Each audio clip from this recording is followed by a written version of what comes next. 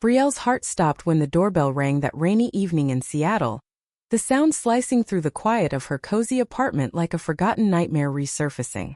She peered through the peephole and there they were, her parents, older, frielier, their faces etched with a desperation she'd never seen, the same people who'd slammed the door on her 20 years ago when she confessed her love for Brooke.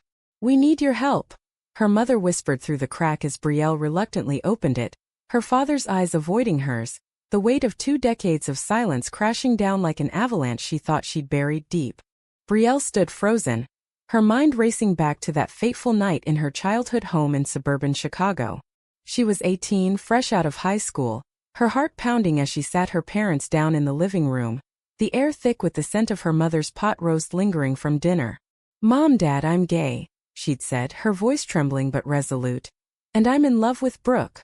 The words hung there, and then the explosion, her father's face turning crimson, shouting about sin and disgrace, her mother collapsing into sobs, accusing her of destroying the family.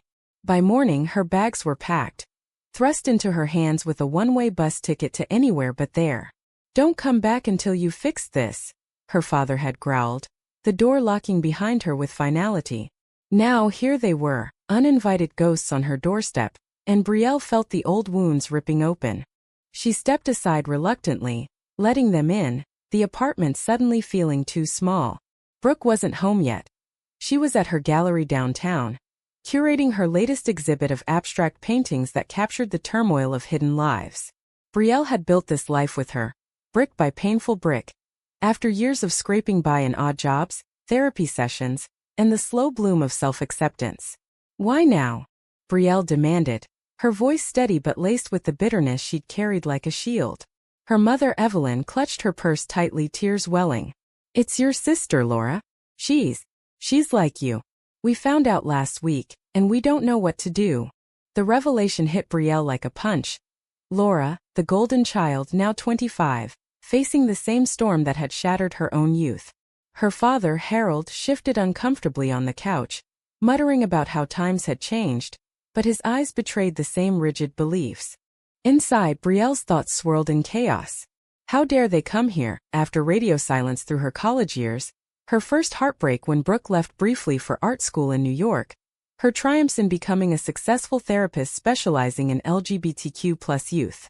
She'd helped countless teens navigate the very rejection her parents had inflicted, drawing from her own scars to guide them toward healing. Yet now, facing Evelyn's pleading gaze, a flicker of pity stirred.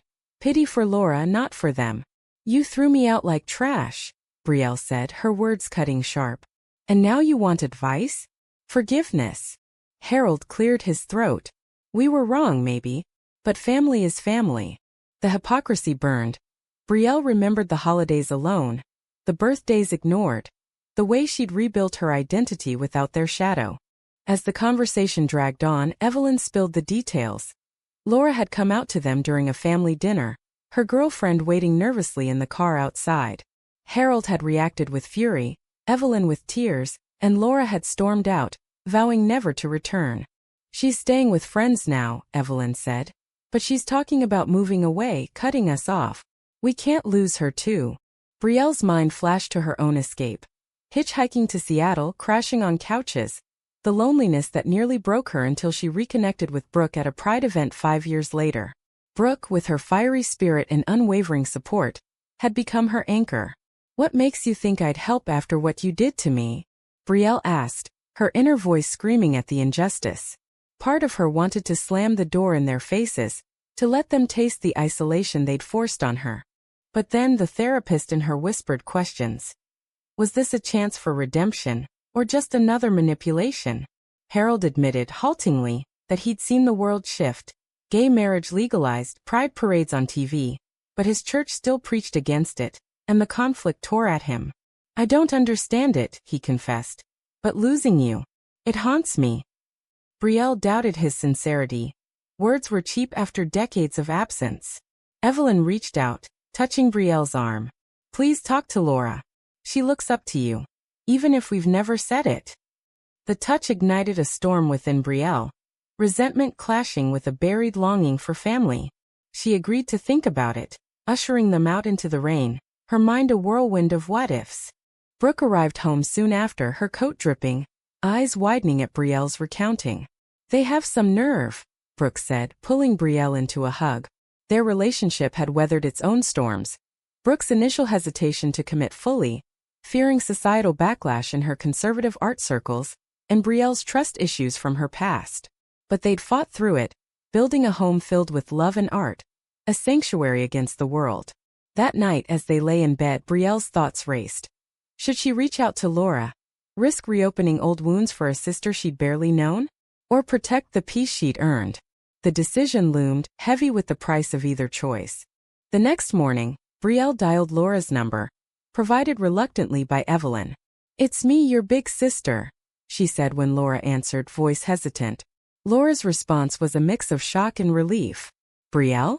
Mom said you might call. I didn't think you'd want to after what they did." They talked for hours, Laura pouring out her story. The secret relationship with her girlfriend, Mia, the fear of coming out in a home still steeped in outdated values.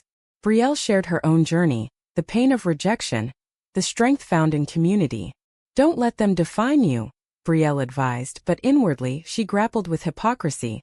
Was she enabling the same cycle by engaging? Days turned into a tense dance of communications. Brielle met Laura at a coffee shop in Chicago during a quick trip, the city stirring memories of her youth.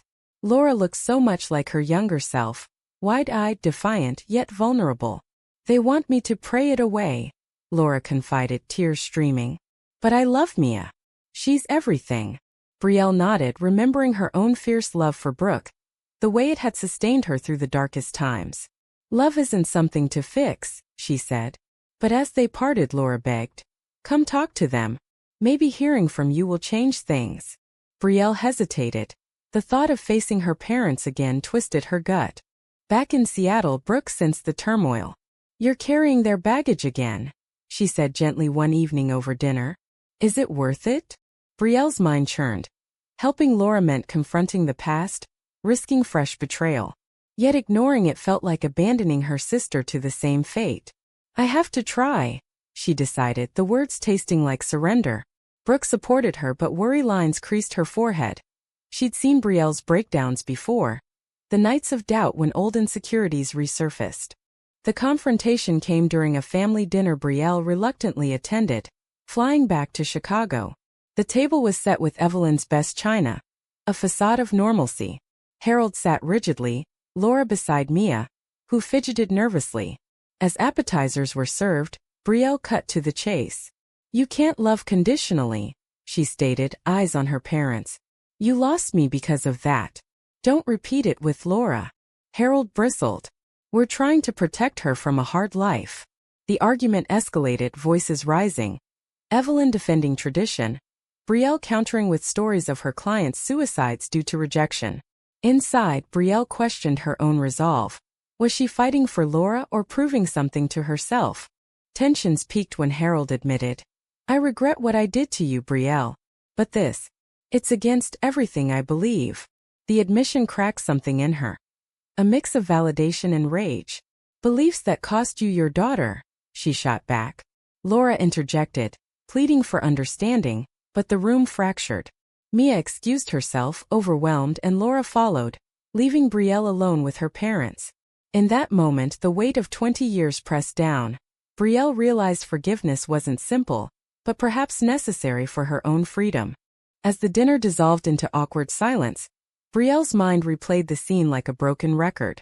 She'd flown across the country for this, leaving Brooke to handle the gallery alone, and now doubt gnawed at her. Had she overstepped, pushing her parents further into denial? Evelyn cleared the plates, her hands shaking. "We didn't mean to hurt you back then," she murmured. "We thought we were saving you." Brielle's inner voice scoffed. Saving her from what? From happiness?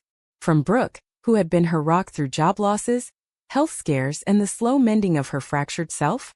Driving back to her hotel that night, Brielle called Brooke. "It was a disaster," she admitted, voice cracking. Brooke listened, her calm presence a lifeline over the phone. "You did what you could. Come home." But Brielle couldn't shake the pull. Laura texted later, thanking her for speaking up, saying it had planted seeds of doubt in their parents. "Dad's been quiet thinking," Laura wrote. The message stirred conflicting emotions in Brielle. Hope mingled with skepticism. She'd spent years in therapy unpacking the trauma, learning that her worth wasn't tied to their approval. Yet here she was entangled again. The next day, Brielle met Laura and Mia at a park, the autumn leaves crunching underfoot, a stark contrast to the emotional storm brewing. Mia, a soft-spoken teacher with kind eyes, shared her own story of coming out to a supportive family. "I can't imagine what you've been through," Mia said to Brielle. Listening, Brielle envied that ease, but it fueled her determination. "Fight for each other," she advised them. Inside, though, she questioned. Was she projecting her unresolved issues onto them? Laura hugged her tightly before leaving. "You're the family I need right now." Harold called unexpectedly that afternoon. "Can we talk?" "Alone?" he asked gruffly. Brielle agreed, meeting him at a diner near the old house. He looked smaller, aged by regret. "I saw the news about gay rights," he started haltingly. "And Laura. She's so much like you were. Stubborn." Brielle tensed, waiting for the but. "I don't agree with it," he continued. "But I don't want to lose her." The confession hung heavy. Brielle's thoughts raced. Was this progress, or manipulation to keep the family image intact? "What about me?" she pressed. "Did you ever think about losing me?" Harold's eyes misted. "Every day." But pride got in the way. The conversation unearthed buried pain. Harold spoke of his upbringing in a strict religious household, where deviation meant damnation.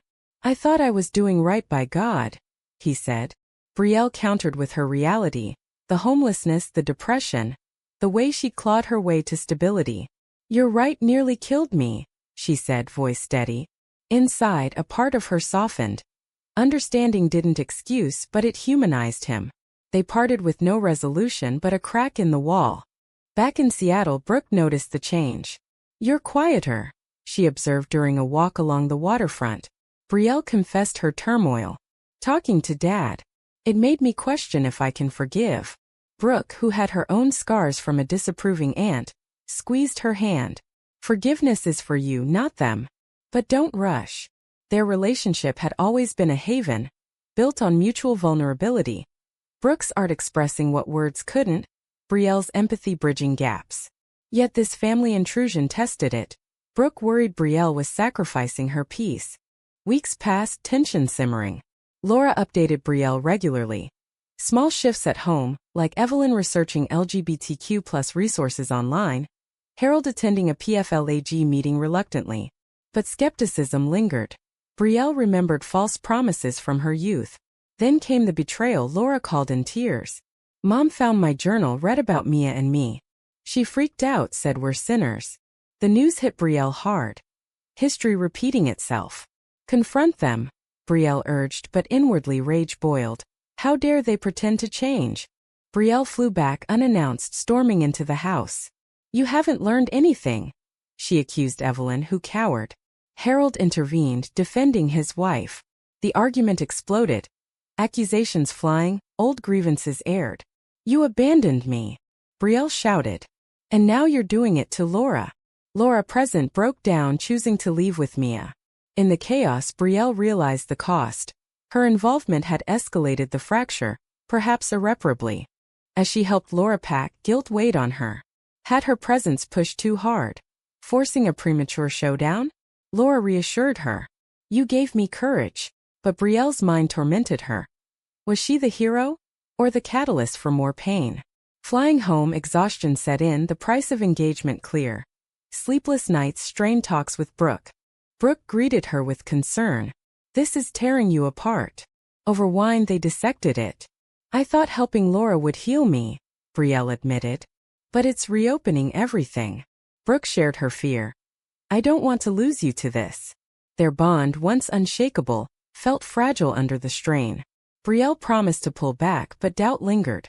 Then a shocking call from Evelyn. "Harold had a heart scare. He's in the hospital. He wants to see you." The news floored Brielle. Opportunity or trap? She debated internally. Go and risk more hurt, stay and regret forever. "I'll go," she decided, Brooke by her side this time. The flight was silent, Brielle's thoughts a maelstrom of what-ifs. At the hospital, Harold looked frail in the bed, monitors beeping.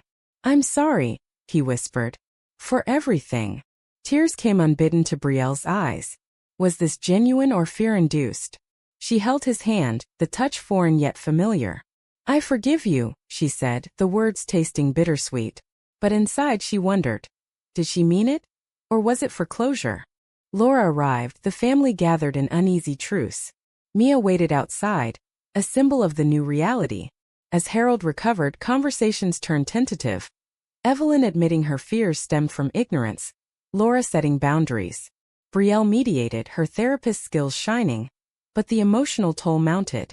Leaving the hospital, Brielle felt the weight of tentative peace, but suspicion gnawed at her core. Forgiveness uttered in a moment of vulnerability. Was it lasting? Or would old patterns resurface once Harold was home? Brooke, who'd flown with her, voiced similar doubts during their hotel stay. "People don't change overnight," she said, her artist's intuition sensing the undercurrents. Brielle nodded, her mind replaying Harold's weak grip, Evelyn's averted eyes. But for Laura's sake, maybe it's a start. The following days blurred into a series of family meetings, orchestrated awkwardly in the living room where Brielle had once been disowned. Laura and Mia sat together, hands clasped defiantly while Harold, propped on pillows, listened more than spoke. Evelyn shared articles she printed about acceptance, her voice quavering. "I want to understand," she claimed. Brielle facilitated, drawing from her professional toolkit, but inwardly resentment simmered. Why did it take a health crisis and losing another daughter to prompt this? A pivotal moment came during a private talk with Evelyn in the kitchen. "You were always so strong-willed," Evelyn said, stirring tea. "I envied that." Brielle's thoughts fired back. "Envied? After shunning her? You made me strong by forcing me out," she replied evenly. Evelyn broke down, confessing the guilt she'd carried, the letters she'd written but never sent.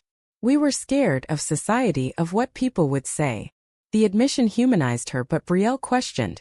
Excuses or truth? The conversation ended with a hug, tentative and loaded.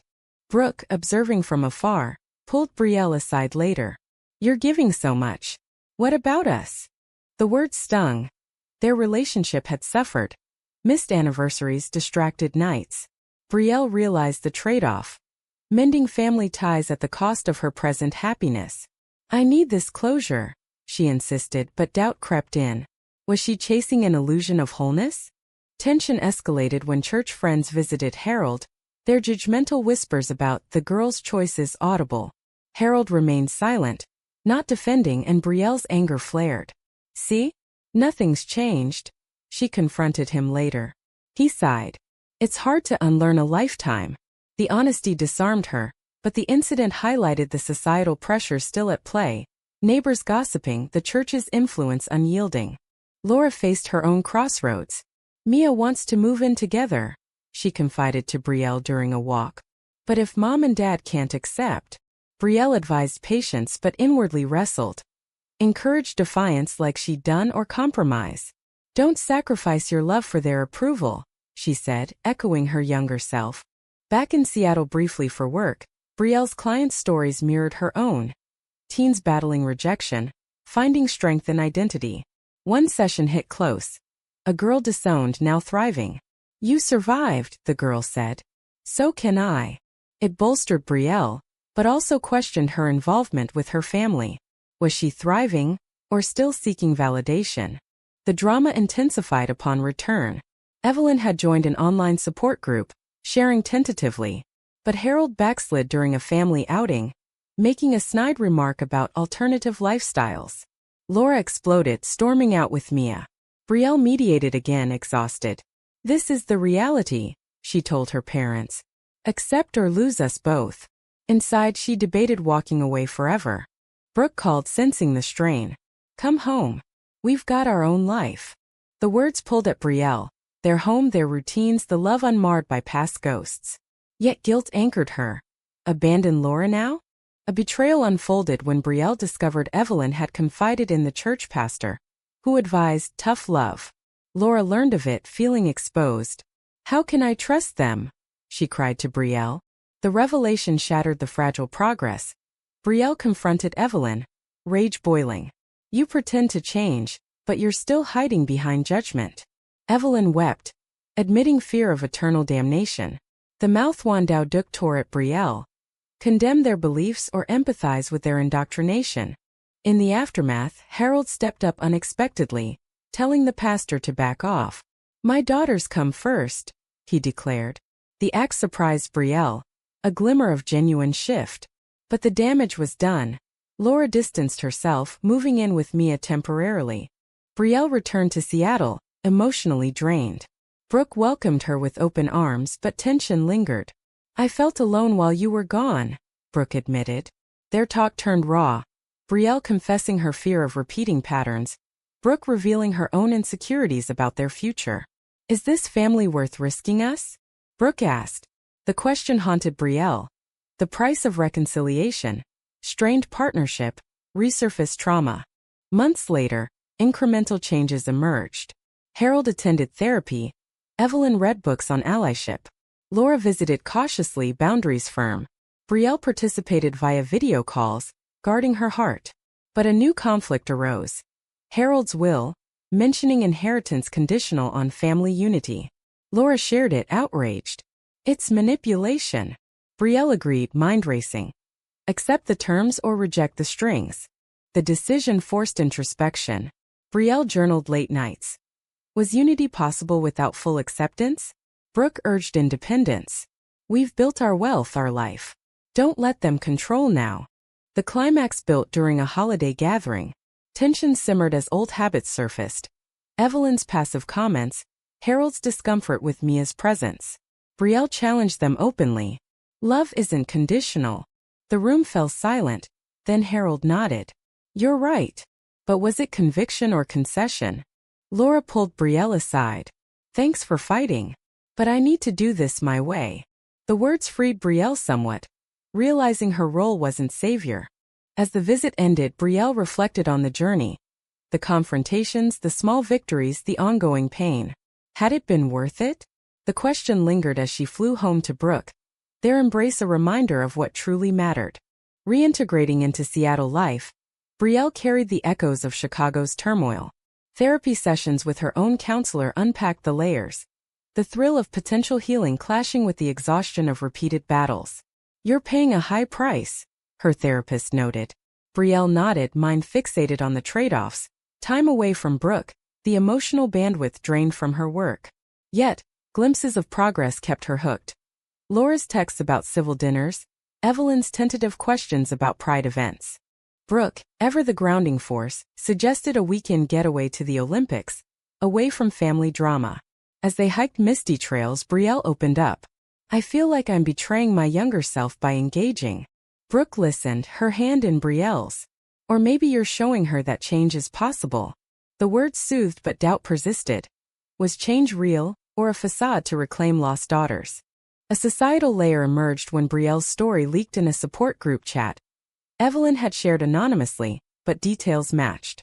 Strangers reached out, some praising reconciliation, others warning of toxic cycles. The exposure amplified Brielle's internal conflict. Public validation versus private pain. Why drag this out? Brooke asked one night, frustration peaking.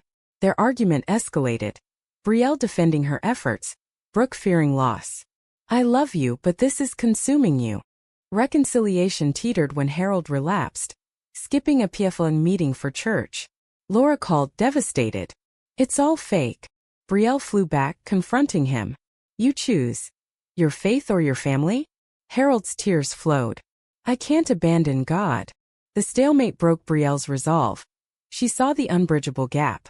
Then you've chosen, she said, heart aching. Laura, inspired, set ultimatums. Full acceptance or no contact. Mia supported her. Their bond a mirror of Brielle and Brooke's. Evelyn wavered, torn between husband and daughters. The family splintered anew, phone calls tense, visits rare. Brielle returned home, questioning everything.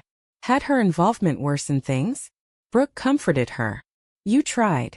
That's more than they deserved. Their relationship mended through honest talks, reaffirming their commitment. But the scar remained, Brielle's trust in family fragile.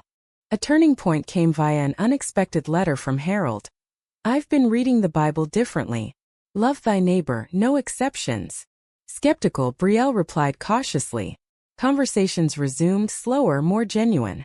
Evelyn joined, sharing her own journey from fear to curiosity. Laura tested boundaries, inviting parents to a small gathering with Mia's friends, diverse, accepting. Harold attended awkwardly, but stayed. A quiet moment with Brielle. I'm proud of you. The words long awaited stirred mixed emotions, joy tainted by years of absence. Yet society intruded. A local news story about anti-LGBTQ+ legislation reminded Brielle of broader fights. Our family is a microcosm, she told Brooke. The realization fueled her work, advocating louder. Drama peaked at Laura's engagement party. Mia proposed, ring sparkling. Parents attended, Harold toasting haltingly. But whispers from relatives surfaced judgments. Brielle defended fiercely. Love wins here. The night ended in uneasy harmony, but Brielle pondered the cost. Vigilance eternal. Back in Seattle, Brooke surprised her with a vow renewal idea. To remind us of our foundation. Planning it, Brielle reflected. Amid family chaos, their love endured. The ceremony, intimate on a beach, reaffirmed priorities. As months passed, family dynamics stabilized, imperfect but progressing. Harold debated faith openly.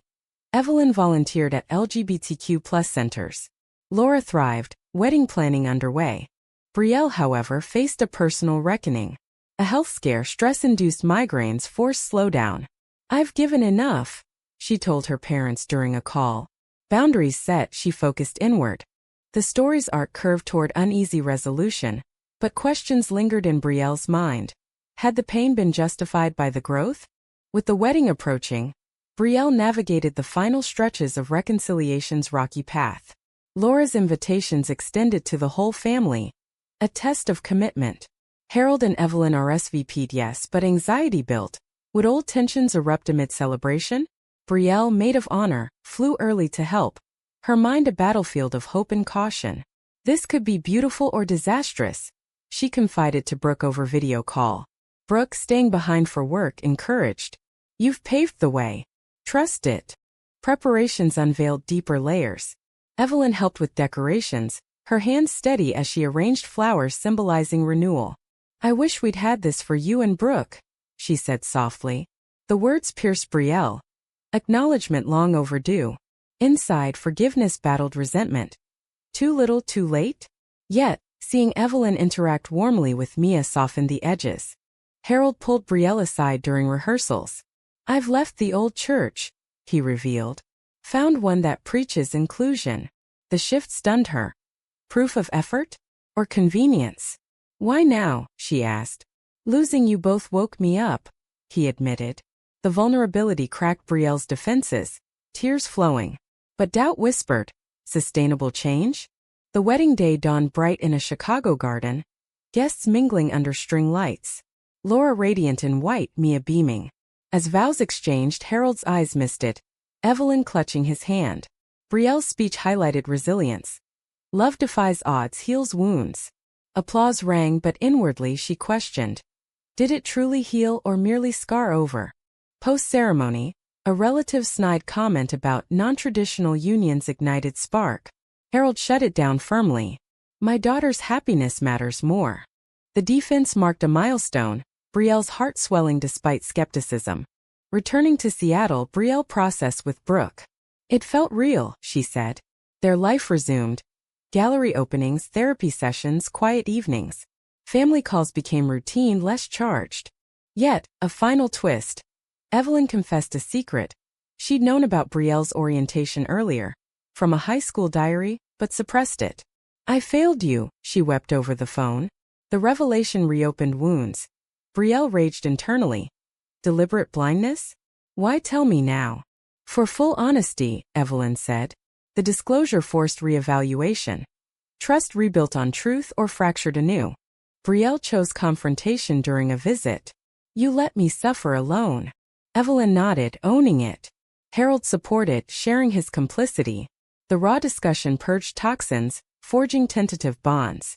Laura, honeymooning, texted gratitude. You made this possible. But Brielle pondered the cost. Years of therapy, strained moments with Brooke, the emotional ledger unbalanced. In quiet reflection, Brielle journaled. The journey exposed Malthuan, family loyalty versus self-preservation, tradition versus progress. Society's evolution aided, but personal battles defined it. As stability settled, Brielle thrived, her practice expanding, relationship with Brooke deepening.